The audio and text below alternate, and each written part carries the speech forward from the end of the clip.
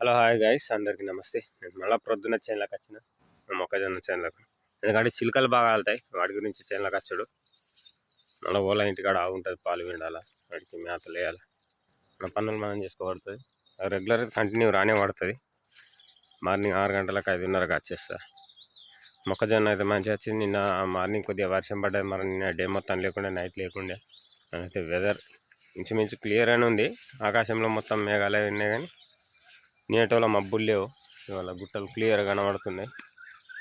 మొత్తం మనకు ఎక్కడ ఏమి ఇట్లా పొగ మంచు అట్లా ఏం లేదు. నిన్న మొత్తం గుట్టలు కనబడకుండా పొగ మంచుతో ఉండే. ఇదైతే క్లియర్గా ఉన్నాయి. ఇక మా అక్క అయితే ఇట్లున్నది.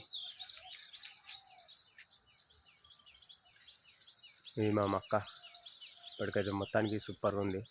కొంచెం గడ్డి ఈ సంవత్సరం బాగా అయింది.